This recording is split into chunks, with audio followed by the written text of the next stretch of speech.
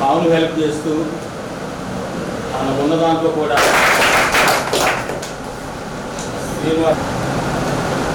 అందరూ బాగున్నారా? కానీ నేనేం చెప్పానంటే గుడ్ న్యూస్ అందరి పార్సల్ అవుతుందన్న సారే స్వయంగా వచ్చి మీకు ఈ ప్రొవిజనల్స్ తీసుకొని డైరెక్ట్గా మీకు అందజేయడానికి వచ్చారు. ఆధ్వర్యంలో ఈరోజు మనకి ఈ నిత్యావసర సరుకులు పంపిణీ చేయడానికి రావడం జరిగింది. అయితే చూసి దాని ద్వారా డైరెక్ట్గా నేను అడగకుండానే అసలు నేనేం అడగరావాలి మీ అందరి పాఠశాలకి తగిన విధంగా అంటే వాళ్ళు మనకున్న స్తోమతలో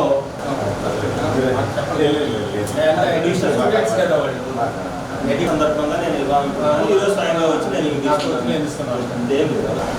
జాబ్ చేసి మీరు సెటిల్ అవ్వాలి. Thank you sir.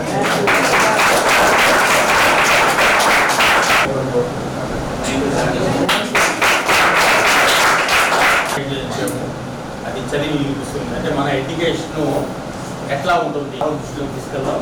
అంటే ముందు మీరు ఎట్లా చదువుతారు, అక్షరాలు ఎలా గుర్తుపడతారు అనేది ముందు వారు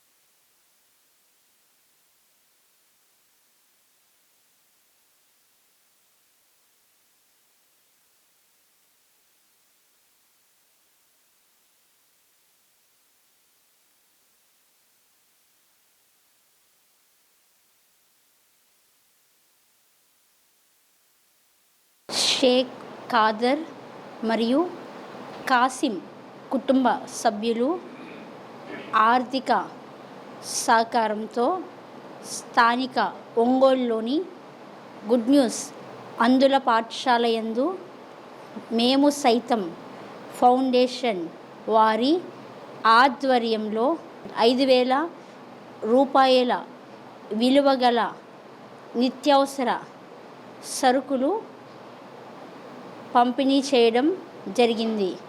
వారికి మా అందుల పాఠశాల నుండి ధన్యవాదములు.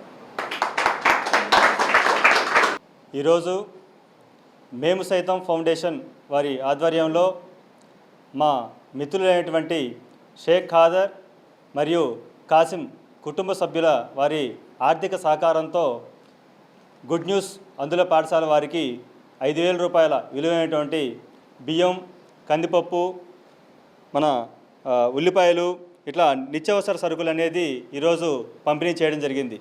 నిజంగా అంటే రంజాన్ పండగ రోజు మనకి ఈ కార్యక్రమం అనేది నిర్వహించడం అనుకున్నాము. కానీ వారికి టైం లేక ఈరోజు స్వయంగా ఖాదర్ గారు మరియు కాసిం గారు వారు స్వయంగా వచ్చి మీ అందరికి కూడా ఈ నిత్యావసర సరుకులు పంపిణీ చేయడం అనేది నిజంగా మేము సైతం ఫౌండేషన్ వారి తరపున ధన్యవాదాలు తెలుపుతూ, అలాగే మీరందరూ కూడా మంచిగా చదువుకోవాలి. అలాగే మీరు పాటలు పాడేవాళ్ళు కానీ అలాగే మీరు ఏ రంగాన్ని ఎంచుకున్నారో ఆ రంగంలో కూడా ముందుకు వెళ్ళండి. మనకి ఉన్న అవయవ లోపం అనేది అది లోపం మాత్రం కాదు.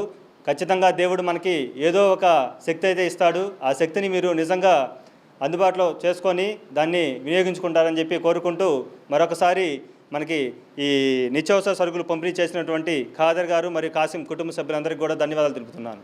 Thank you.